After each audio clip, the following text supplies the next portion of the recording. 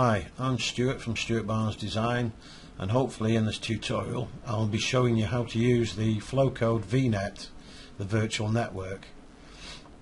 Okay, before we begin, the first thing we have to do is find your root folder for Flowcode. In Windows 7, this is the address here, Flowcode, and once in the root folder there's another folder called V5 which we will have to open, and inside that folder we go to the tools directory and open that one, and then we have the Vnet server at the bottom, so we double click that one and there we have the Flow server app. So basically you have to double click the Flow server to get the app started, and there we go.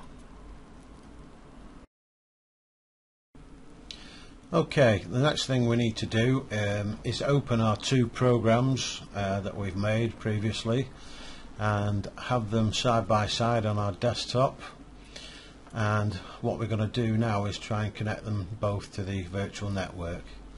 First of all, I'm going to go up to the virtual network menu and create. So we need to put a name in for the client name, which has to be unique for each side. So I've just put Steve in, and I'm going to call it Vnet1. Create network, and now on this side I'm the owner of that virtual network. I'll bob back to this side, go back to the virtual network menu and click on join. Now, like I said, these two names have to be unique, so I'm just going to change that name, and then I'm going to look for the virtual network that we created, which is there, and click on join.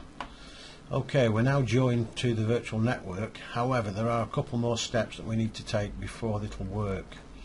So I'm going back up to the Vnet menu and manage nodes. Basically this is the RS-232 module, and I have to expose it to the network so that the network can find it. Okay, that one's done. Same on the other side. Manage nodes, click on the RS-232, expose it to the network, close the box, and that's done.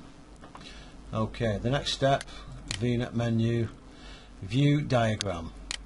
So now we've got the diagram of what the actual network looks like, but we have to click on each side for the unit to appear. So we click on each unit, just drag them into view. Now what we have to do, we have to connect these with just little drawing lines. So if we click on the little chimney, click into space, and then back on the chimney, that now shows that these two are connected. So we save that configuration and close the box. Now all that remains to do is just run both programs. So click on the first program and that will say waiting for the next one. So we click on that one and it asks us if we want to start. Click yes, and both programs are now running. What we can do now, on the master program I can input a 1 which shows up as 1 and it's been received and it's in the LCD display. Click a 2, 2's there, being sent, being received, and it's there in the LCD window. So that's basically connected to a virtual network, and your two programs are communicating with each other, which is for RS-232 modules and the I2C module. Hope this has been helpful. Thanks very much.